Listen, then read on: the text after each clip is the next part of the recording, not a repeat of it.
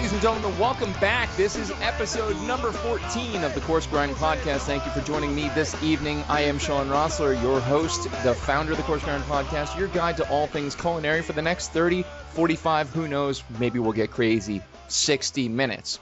You know, tonight's guest is definitely a breakout for me, kind of a breakaway from the norm, and I'm really excited about this. I can't express enough how excited I am to go this route. So, without any further ado, here goes. You know, for all the episodes I've done, I've always seemed to focus on the established professional, the lifer, the celebrity, perhaps, in a good number of cases. But in the realm of introductions, this one's going to be short. I assure you that, because tonight's guest hasn't really even introduced himself to the culinary world yet, but will.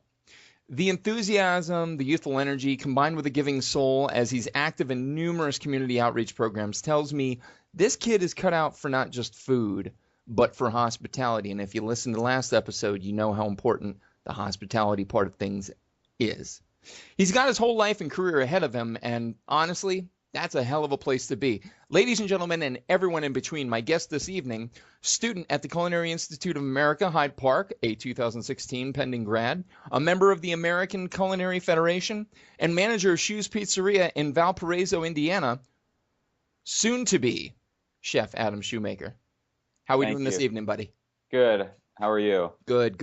So, Adam informed me in our intro prior to the interview that he's listened to a couple, so he knows how this game goes. But if this is the first episode you're listening to, 3 sections: starters, mains, and afters. Starters, we're going to talk about where the guest has come from. Mains, where they're at. And afters, a little bit more out of the box, a little more, shall we say, edgy questions, I guess, if they're to be edgy. So without further ado, Adam, tell me about where you grew up eating. Where I grew up eating. The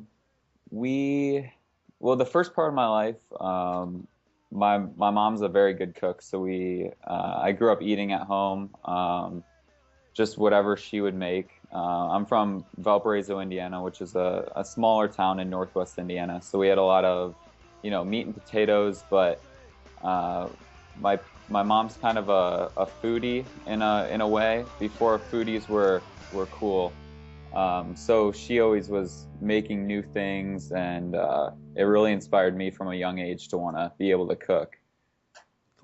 Cool, man. What kind of eater were you as a kid? Oh, I would eat anything. You would? Yeah, I was never a picky eater. Anything that my mom would put on my plate or, tell me to try, I would try it. And I'd pretty much like anything I tried. That's awesome. No turnoffs whatsoever? Not really, no. I can't think of many things that I have tried that I haven't liked. Wow, that's amazing. That's amazing. It sounds like my 3 boys, actually. I have a 7, a 5, and a soon-to-be 2-year-old, and really, they all just kind of eat the gamut. Not like whatever we slap in front of them, they just eat. But they honestly have a heightened appreciation, it seems, for food. So it sounds to me like yours was hitting at a very young age. Yeah, it was a young age, and it's kind of it's not the norm, because most kids these days, at least in my what I've seen, most kids don't eat anything but chicken nuggets and grilled cheese. Mm-hmm. So it's strange to find kids, especially kids as young as yours, that will eat and try new things. So, yeah. Well, being closer to your youth than I am mine, why do you think that is? I don't know. I think it's just a lot of it's strange to kids. Maybe the green colors. Kids don't want to eat stuff that's green or stuff that's deemed to be healthy. They want to eat, junk food and processed food. I don't know why, but it's just something I've noticed in my cousins and kids that I see that come into my family's restaurant and stuff, that they won't touch anything that's not fried or chicken. That sucks. That sucks. But it's true. And, I think listening to like, where you grew up, how you grew up eating, one has to wonder, does it start in the home? And if so, how do we go about fixing that? Yeah, I think just, and I think a lot of it comes down to basically what your parents feed you growing up. Yep. If they don't have time to cook, you're probably eating a lot of, McDonald's or a lot of processed frozen foods. So I think some of it's comes down to your parents and what they fed you growing up. But then there's always, you can always, no matter what your parents are feeding you, once you get a little bit older, you can kind of break off on your own and try new things or not, depending on what you want to, what your preferences are. Yeah, for sure. For sure. Yeah, looking back at your childhood, do you have any foods that you miss the most that give you like almost like a pain in your heart when you think about missing them?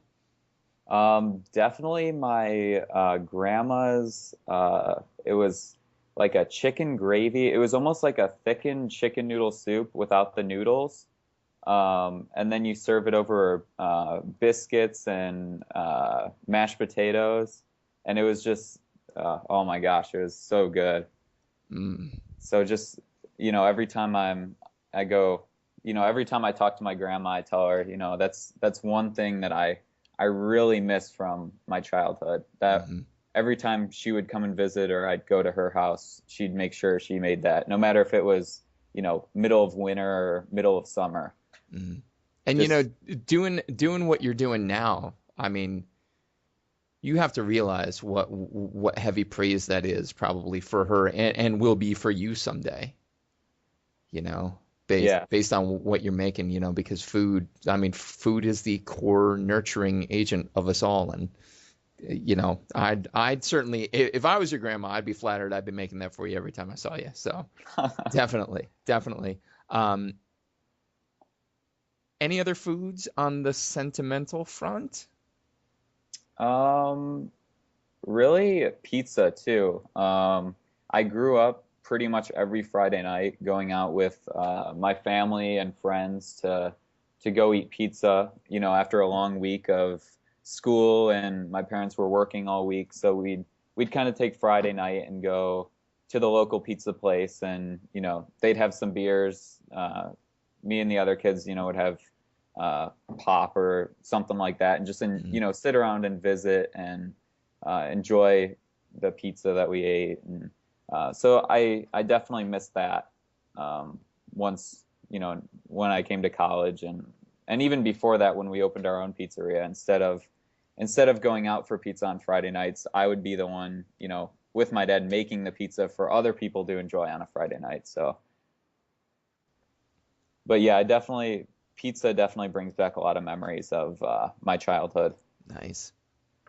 Nice. Yeah, I think it was one of the earlier episodes I mentioned Falcone's Pizzeria, which anybody from Honesdale, which is also a small meat and potatoes town, um, for those that aren't aware. But anyway, Falcone's was this place down at the end of Main Street, and I'll never forget like wanting that. And I've never for the gamut of restaurants I've gone to try to reproduce this, no one has been able to recreate that feel. It's such a painful, journey and search to try to find. But like you, pizza was definitely, a staple almost.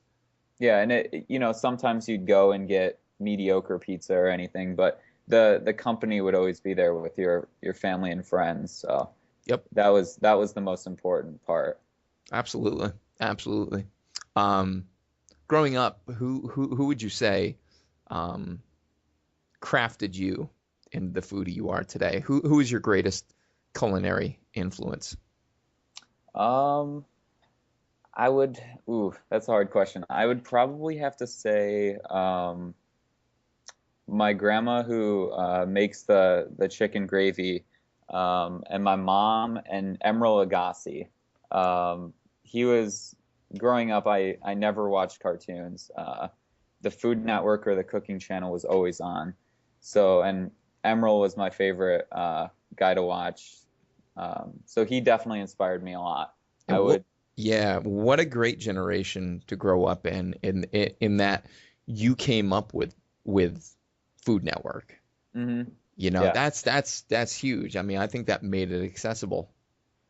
You Yeah. know? So I would sit in front of the TV with my little play school kitchen and cook along with Emerald, and I picked up all his lines that he would use, and which drove my mom insane. But she enjoyed it. So Good, man. Good. That's amazing. I was again, I harken back to another interview where we were talking about childhoods and growing up, me being considerably older than you, sir. With the Food Network back in my day, the Food Network didn't exist, but we had public television and Julia Child, Martin Yan, and Jeff Smith, Frugal Gourmet, and hmm all of these things. My father, who is probably going to listen to this, and I'll probably catch a phone call for this. What do you mean? I thought you were weird.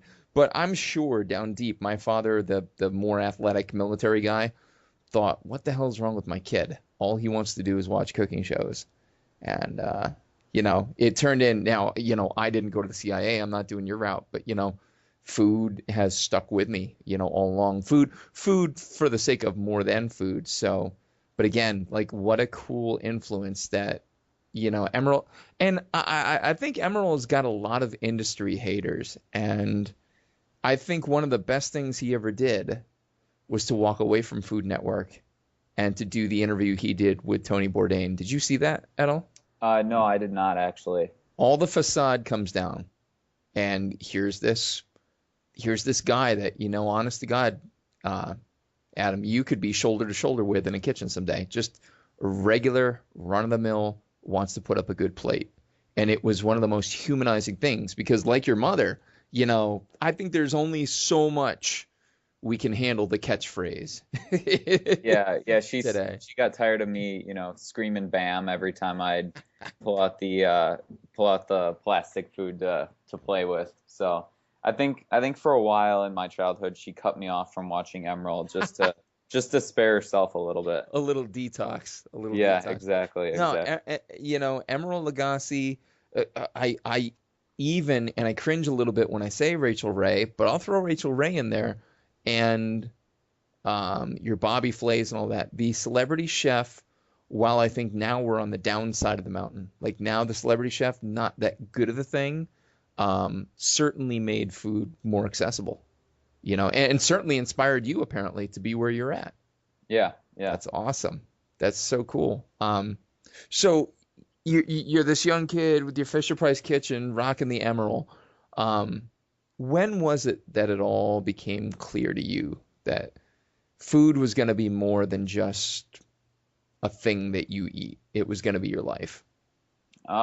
Really since probably the age of 3. I've always pretty much since I could, I guess, think for myself if a 3-year-old can do that. Well, Oh, believe me, Adam, yeah. they can.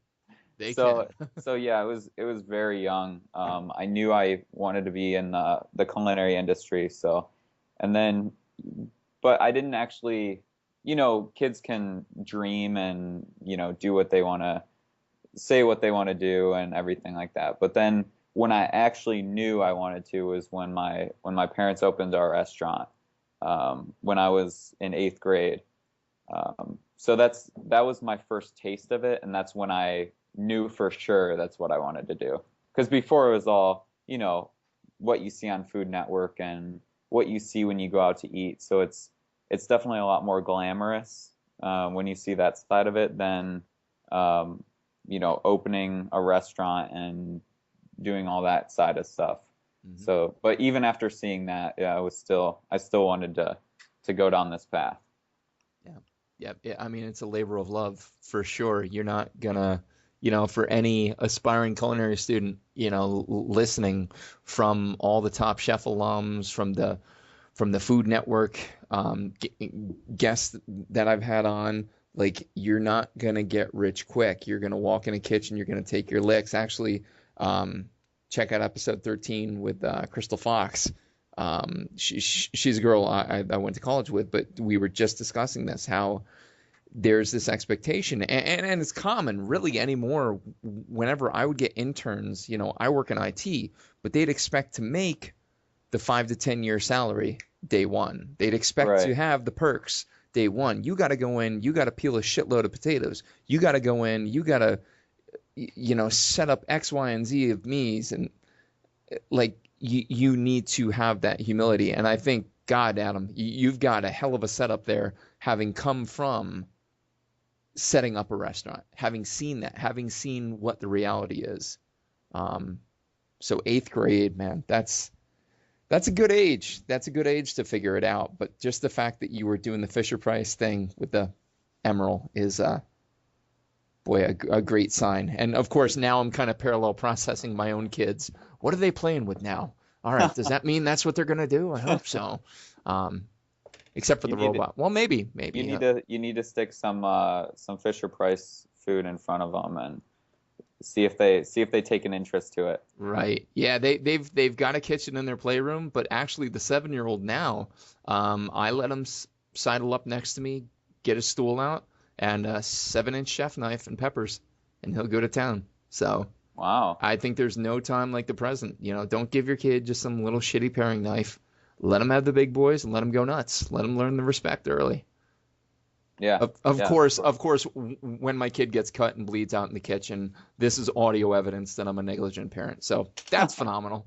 John, can you edit that out in the post-prod?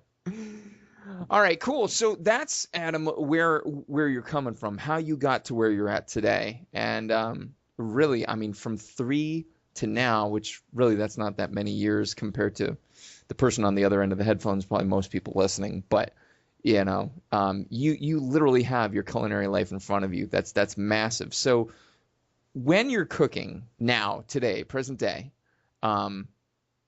where do you pull inspiration from when you're not being made to, copy or create from a recipe? Where do you look to?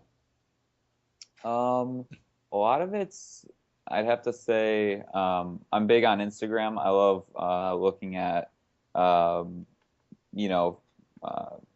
Network chefs' Instagram, or just other chefs in the industry's Instagram. I'm not big on Pinterest or anything like that. I know there's a lot of food stuff on that. I'm not big into that. Mm-hmm. And then just kind of looking at my classmates around me, seeing how they came to be at the CIA, seeing what their different styles are, and then just networking, meeting people, asking them what they're into now. That's really how I get my inspiration. Mm-hmm. Mm-hmm. And then also, what people want to eat. Because if you could have all the inspiration in the world, but if, the people you're cooking for don't want to eat what you're making, it's no good. So. Right, man. Absolutely. And that's it's gotta be such a cool time with the, obvious abundance of social media and, platforms like Twitter, like Instagram, where you can see these things like instantly and draw from. Do you think it could run a risk though of maybe becoming too copycat, or? Yeah, I think so. The way I look at it is just more for seeing how people are plating certain things, seeing how people are using certain ingredients, and then just kind of drawing inspiration from all a bunch of different dishes, and then that kind of gets your mind, not to copy them, but it gets your mind warmed up and gets you thinking about, wow, if they're using, a certain ingredient in that way, how can I use that same ingredient in a different way to, do something of my own. Yeah. So it's more just to kind of get your brain working and seeing how other people are doing things to kind of create your own style. Mm-hmm. Yeah, it's kind of like a jazz musician going to a jazz club and just listening, picking up techniques, not maybe the whole thing, not maybe the whole song, but a little run here and there. And right. you take the rest from there. So good, man. That's cool. Now, realizing, there's not necessarily an established career, I'm sure you've dabbled in the creative process to date. You must have. What to date has been your greatest creation? What would you consider to be your crowning achievement culinarily? I don't know. I haven't gotten into too much of my own, like really creative stuff. Okay. But probably my best dish I put out was actually this past Christmas for my family.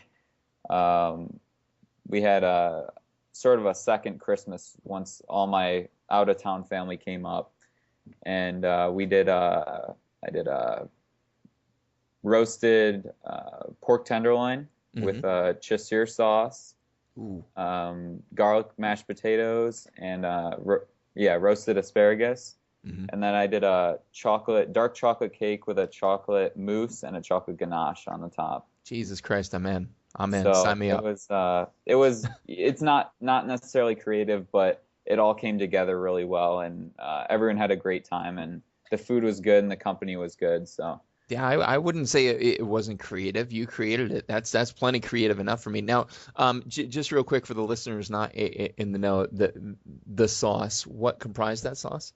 There was some demi-glace, little white wine, mushrooms, shallots, a little bit of butter, and then you finish it with more butter and chopped tomatoes and parsley. Not French in origin at all, is it? The butter, and you finish it with the butter, then you put it in the butter, and then you eat the butter. Right, exactly. Cool. Butter makes everything better. So damn right. Honestly, the whole bacon makes everything better gets under my skin. But if somebody were to run a butter makes everything better campaign, I'd buy the shirt. I'd be in because it's true. Oh yeah, and here at the CIA, we saute stuff in clarified butter. We finish stuff that we started with clarified butter. We finish it with whole butter. So I don't even know how much butter the CIA goes through a year, but I'm sure it's a ton. I don't know. And I'm sure the quality of butter that you're using there is just terrible. Yeah, I'm sure it's no good. Cool. So that's your greatest plate. Do you to date have like your biggest oh shit moment, like your biggest downfall on a plate? Oh gosh, this is really embarrassing, but I'll tell you anyway. Do it. It was during my senior year of high school, and I was working at my parents' restaurant, and then I also picked up an internship at more of a white tablecloth fine dining restaurant. And I'd just go in a couple hours a week because I was busy with school and busy with my other job. I'd just go in a couple hours a week and do prep work in the afternoons. And they told me to make a white chocolate pastry cream one day. And I'd made it before, no big deal. It's pretty self-explanatory. Egg yolks, milk, vanilla beans, finish it with white chocolate, cornstarch. So I start making it, and instead of the cornstarch, I accidentally grabbed the baking powder. So instead of instead of thickening the pastry cream, it more made a foam that had a acidic kind of touch to it, I guess you could say. And of course, I was I think relatively new working there, and it increased in size probably 4 times the amount it should have been. And they're like, what the hell did you do? And I was like, oh, I thought I grabbed, because the cornstarch and the baking powder were in similar containers. So it was I was embarrassed, but they still make a laugh out of it. Yeah, well, you heard it here first, folks. Properly label your white powders in the kitchen.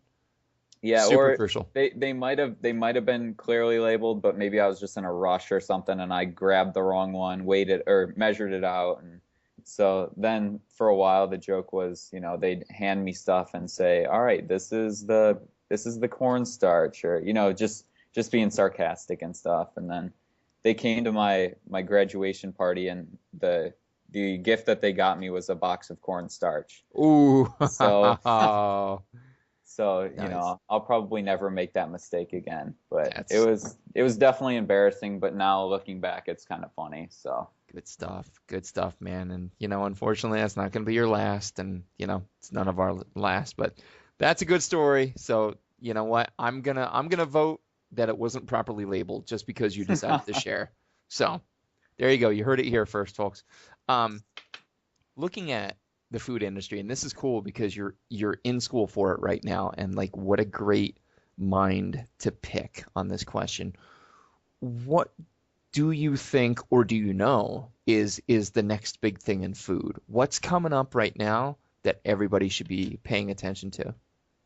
I think it's, and actually one of my chefs told me this today, which I was kind of thinking the same thing, but I never really wanted to say it out loud just because, I didn't want to be the first one to say it.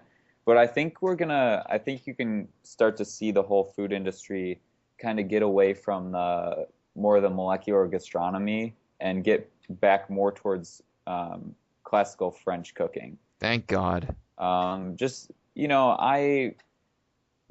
never really been a huge fan of the whole molecular gastronomy. Don't get me wrong, it's cool, and once in a while it's fun. They actually, here at CIA, they made a drink the other day where it was a blueberry mint drink, and then they put liquid nitrogen in there, so it was foam, or it was steaming, and then it was carbonated and stuff. So that was cool, but I think we're gonna start seeing it veer back more towards the classical French, and more of classical dishes, other than stuff that looks really cool, but it's kind of, not ordinary, what you think of food. Yeah, yeah. And I find it so ironic because I heard that a couple other places, and oddly enough, Wiley Dufresne is retiring. So, Really? yeah, I think it's a sign of the times. I think it's time. And Wiley, I mean, he's just a brilliant human being, first of all, and I think he knows when to make his exit, and I think he's doing it right at the right time because he doesn't really like to be bothered from everything. Listen, I don't know Wiley Dufresne personally. Let's clarify that, but I just think he's putting two and two together and saying, you know what, traditional, good, slow French technique is going to be the next come up. So, it's my time to go. I got so sick of foams and, essences, and it just, it's tired. I think it definitely stayed its course. But like you said, though, there are some pretty cool applications that you can do it with. Yeah, I mean, I'd still love to go to Grant Achatz' restaurant in Chicago, Alinea. I don't know if did you ever read his book, Life on the Line? I did not. I would highly recommend it. Are you familiar with him? Mm-hmm. Yep. Yeah, I would love to go to his restaurant. He does a lot of the molecular gastronomy. But that's also just because it's the only Michelin 3-starred restaurant in Chicago, and of course it's expensive, but it's just, I feel like it's one place I want to go before my career kind of takes off, just to taste the food and have that experience. Well, and you said something important too, that when it comes to, we'll call it MG for short. When it comes to MG, like if I want to do that, I want to go like I'm going to a theme park, and I want the whole thing to be that. I want it to be somebody who does it well. That's like taking your pants to get altered to an auto garage. Now, maybe somebody knows how to sew, but they're not going to do it as well as if you take it to, dry cleaner or a seamster. My point is, I think so many people tried to include MG with their standard offerings, and it stretched them too thin. Richard Blaze is another one who I think is really talented at it, and he does it That's what he does. Great, perfect. Keep doing it. I Yeah, like it in that setting. Yeah, I think you either have to do it all or you just try and stay away from it. Yep. Like, Ackett's restaurants are, they're themed, and it's almost like you buy a ticket for a show, and then you get, all the tasting plates and everything. And that works out really well because it's, like you said, it's a whole theme. It's not just stuff a gel thrown on here, a foam thrown on there. Yeah, it comes out of nowhere. That would be the equivalent of having a French-Mexican restaurant. Like, I don't know what I'm going to get. Oh, well, this is great coq au vin, but I'm getting an enchilada sauce on it? Mm-hmm. Fuck, like, that makes no sense. So, anyway, that's what grinds my gears. That's a gear grinder right there. Yeah, so, that is it. That is a gear grinder. But yeah, traditional French, that's cool, and I totally agree. I do think it's coming back, and I think it's coming back in a big way. What trend currently, and we might have already answered this with MG, but what trend or thing that's popular today in food, be it a thing, idea, or concept, are you ready to see just die off? I don't know if I'm ready. I have anything in particular that I want to die off in the culinary field. I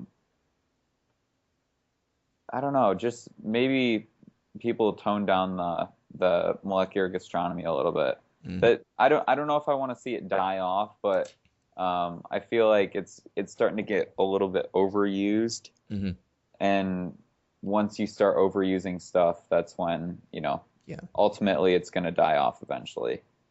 Yeah. And like we were saying, it's the fact that they're, people who don't do it are trying to include it. I'll never dance ballet. I'll never be a good basketball player. People listening who know me know those are two certain facts, period. I shouldn't try then, and in the same way, if you have a heavy hand with, the butter in your traditional French, don't try to put a foam on top of it. It doesn't Right. blend. Because then you have, all this butter, and then, which is I like butter, but then you have some sort of foam on. Yeah, they don't really go together. Right. They won't mix well.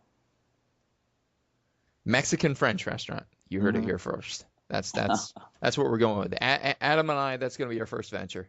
Mexican French. Right. Sounds good. Yeah. The tortillas with beurre blanc. Actually, shit, that doesn't sound that bad, actually. Yeah, I mean, that might be able to work. I'm writing that down. I've never had it, but don't steal my idea. Don't steal my idea, Adam. Damn it. That's your idea. Yeah, all right. You heard it here. It's on file.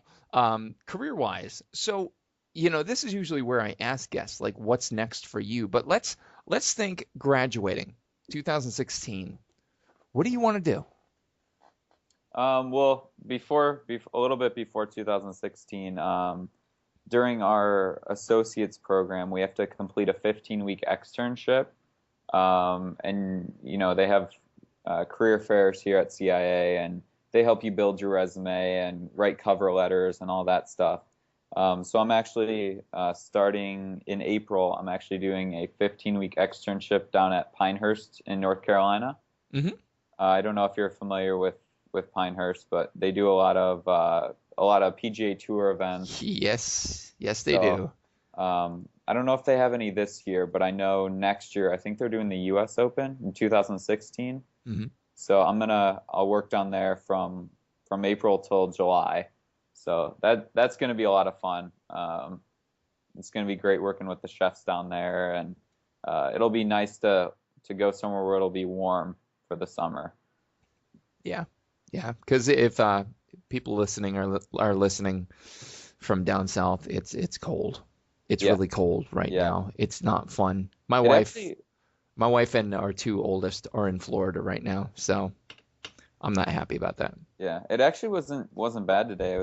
I think it got up to 34 degrees today. Whoa, dreaming big. Yeah, dreaming big. It's been down in single digits the last 2 weeks. So. Yep. Yep, it is not warm in our neck of the woods.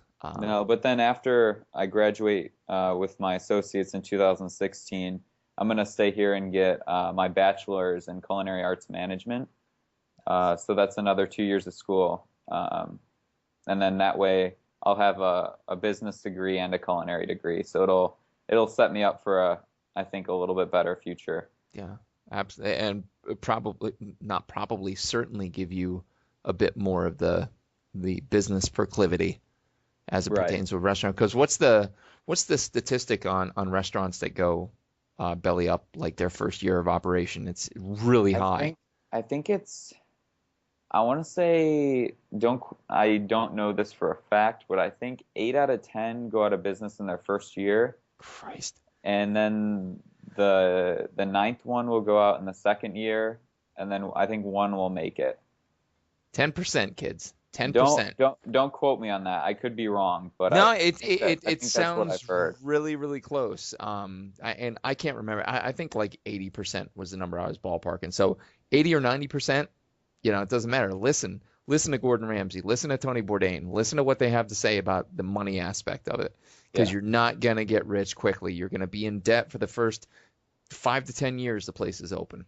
Yeah, and actually my parents' restaurant, we've been open for over 4.5 years now, and it's still going really well. Every year we're doing more business, getting more customers in.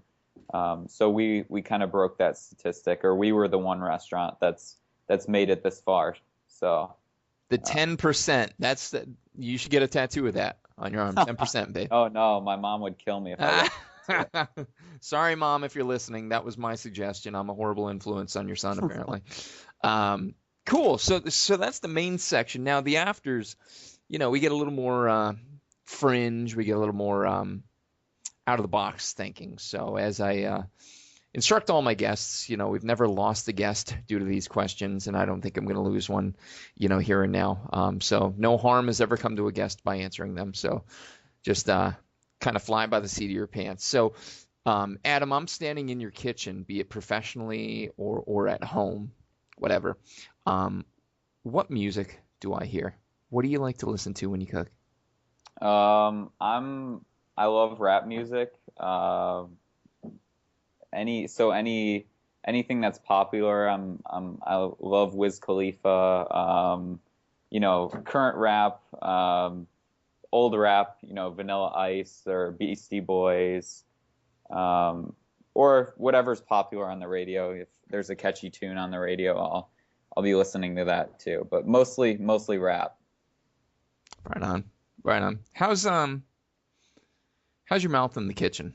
Now, keeping in mind, you have obviously worked with your parents. You obviously are working under the tutelage of very talented people at the CIA, but if you've ever been just working, just you trying to get plates out, how would you say your mouth is? Oh, it's awful. Is it awful? It's all, even, the first couple years in my family's restaurant, it wasn't too bad, but I grew up, and my mom, she's probably gonna kill me for saying this on here, but my mom's favorite word is the F word. So I grew up I grew up, listening to her, say that. So I kind of picked up on her swear words. So I've been, my mouth is pretty awful in and out of the kitchen. So nice, good for you. This whole time I'm sitting here, I'm thinking, oh man, he sounds pretty, pretty laid back, pretty quiet. That's my favorite answer. Not at all. I love it. What's do you have a go-to in the kitchen, like your favorite word or phrase? It's definitely the F word. Yeah. Good. Any particular application of it? Should I say it on here? Yeah, of course. We have no FCC. We're nowhere near FCC level yet. So. All right. It's probably, what the fuck are you doing? Or something like that. Something along those lines. I love to say that. Good. Not so much here at CIA, but when I was back home, cooking in the restaurant, or, stuff like that. And, occasionally here at CIA, you're in the middle of doing something, or uh, something like that, or someone's doing something goofy in the kitchen. So, Yeah, absolutely. it comes out every once in a while. I'm not proud of it, but sometimes it's got to be said. Of course it does. Of course it does. Because people don't realize. I worked online for a little bit, and I worked in a short order kitchen and everything. And it's kind of like going through war. You're trying to get out alive. You're trying to get out in one piece, and feelings are gonna get hurt when you're trying to survive. And then afterwards, when you leave, when you're having that after shift drink or whatever, then you can be like, hey, you really didn't mean to call me a fuck stick, did you? No. It was just I was cooking. Oh, okay, cool. Or sometimes you kind of forget you even said that, and then they'll come up to you after and they'll be like, hey, I didn't mean to, I didn't, I hope everything's okay. And then you're like, oh, well, what are you talking about? And they're like, well, you said some pretty messed up stuff. And you just kind of have to, you kind of get in a zone, and sometimes, and it's not good to get into that zone, but it's gonna happen. You got, yeah, your board's pegged, you got orders coming out of your ass, and sometimes things are said that you're not proud of saying, or for sure, things happen though. Yeah. Marco Pierre White's autobiography is an amazing insight for anybody who doesn't understand just how filthy, brutal, and nasty a kitchen can be. Read that. Read Kitchen Confidential. Oh yeah, I've read that. There's not a word of fabrication in that book. That's true life right there. Yeah, and I'm in the middle of reading Medium Raw. Yes. So I don't have a lot of time to read it, so it's more of reading a page or two once in a while, just because when I'm not in the kitchen or in the classroom or studying, sometimes reading is one of the last things I want to do. Right. Oh, I don't blame you. It's it's been a while in my college days, but I remember. So that's cool. And Mom, if you're listening, Adam's mom, not my mom, but my mom listens. She hears the first F word, she turns it off. So Adam's mom, if you're listening, I think you're a hell of an influence on him, both verbally and culinarily. So go with it. You did great. Adam, you're going to be stranded on a deserted island, and you're only allowed to take 3 foods or food items with you. What would they be, and why? I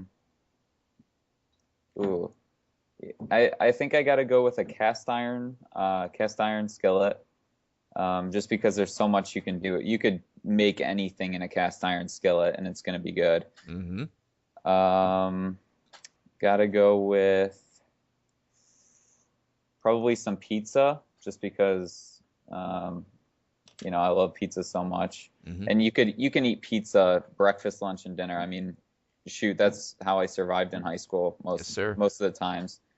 And then, what's that third one gonna be?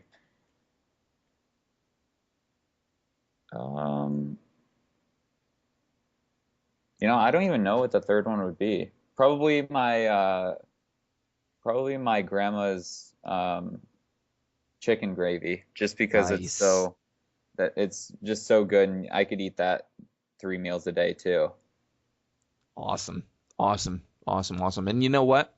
14 episodes in, leave it to the student to be the first one to name a piece of equipment that he'd take to the island. Everybody else named food or drink. You named a piece of equipment. So somebody's got his responsible big boy pants on. Well done. Well done. I mean, you can find anything and cook anything in a cast iron skillet as long as you have a flame. And it can survive like a grenade. Yeah, I mean, you can drop it on the ground. You could probably plant an explosive in it, and it would be fine. Yep, absolutely. So. I still have my cast iron skillet that my mom got me I was in 6th grade. So that's going back at least 25, 26 years. And it is perfectly seasoned. It is beautiful. I now do like ribeyes on it. It came with, I remember it. She got me this cast iron skillet with pancake mix. And, I started out learning how to make pancakes on it. And to today, now I put like good aged ribeyes on it, rub down. So it's been through every step of the process. But 25 years old, cast iron is definitely the way to go. Yeah, actually, my mom never owned one, so me and my brother got her a couple for Christmas this year. So this year at the Shoemaker Christmas, there was a lot of kitchen equipment being given as gifts. My parents got me a new knife, and I got my dad a new knife for our restaurant because our knives were getting a little beat up, and then the cast iron skillet. So, and it's I guess it's bad luck to give knives as gifts. So we had to pay each other a quarter for it. So it's not bad luck. Nice. What kind of knife did you score? They got me a 10-inch Shawn knife, Nice. a chef knife. So it's a really nice knife. It's razor sharp. The first thing I did with it to test it out was shaved a little bit of my arm, and it works. So that's the sign of a truly sharp knife, is you can shave with it. So that's legitimate, man. That is legitimate. Have you read any Melanie Denea, Last Supper? No, I have not. Okay, totally check it out. But the premise is pretty simple. It's 50 renowned chefs asked the same questions, and as I mentioned, every podcast, part of the inspiration for the setup of this podcast, interview, whatever you want to call it, did come from her standard set of questions concept. So I constantly owe a tip of the hat to Melanie Denea. Check it out. My Last Supper, great book. So Okay. The 50 famous chefs are asked a series of questions pertaining to their last meal on Earth. What would it be? Who would be there? What would you drink? Everything like that. So, Adam, young as you are, I'm asking you, what would be your ideal Last Supper? It'd definitely be probably at my house or at my family's restaurant, just with all my friends from back home and from here at school, family, and then just the food. I'd probably do pizza, of course, because you can never have pizza's good for any occasion. My grandma's chicken gravy once again, because I gotta have that one last time. Throw in some good barbecue. Yeah, that's probably, and then drinking probably just some water or Gatorade or juice, something like that. Because I'm not old enough to partake in alcoholic beverages. So Sure, yeah, I waited till 21 too. Why is my nose growing? Cool, man. That's awesome. And that grandma's chicken gravy. Now I'm having these like visions of it, of putting it on pizza. Maybe that's our next dish, you and me, Ooh, Mexican yeah. French. I mean, I'm sure because you're friends with my uncle, so Shawn, yep. and it's his, I guess, stepmom that makes it. Right on.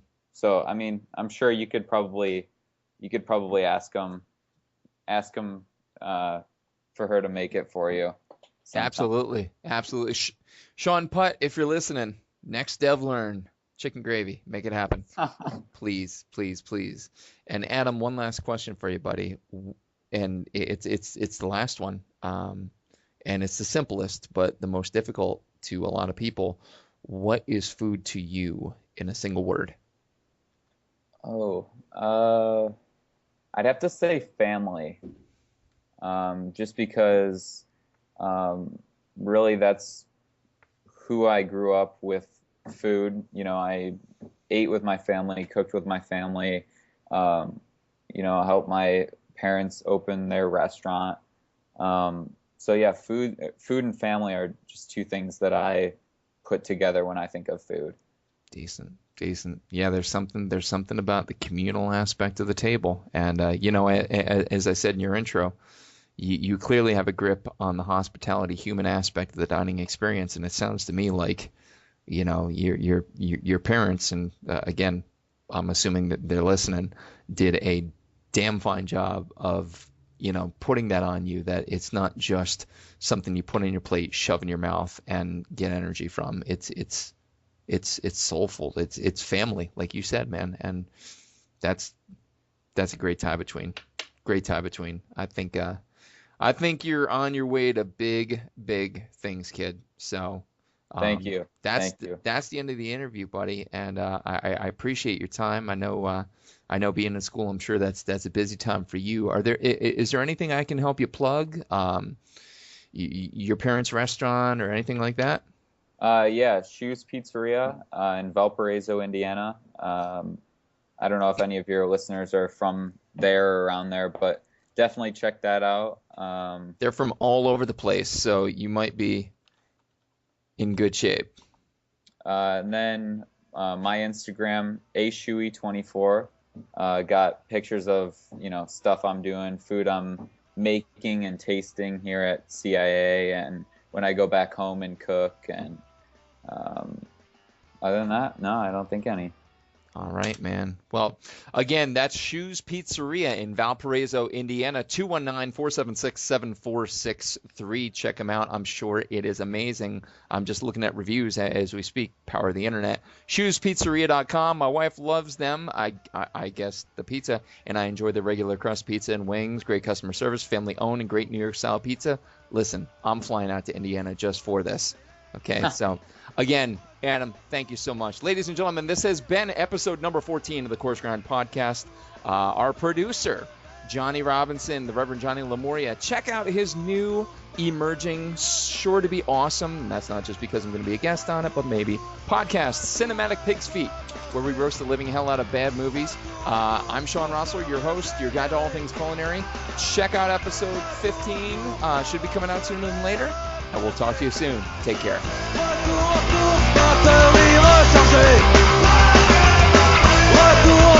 sans fin.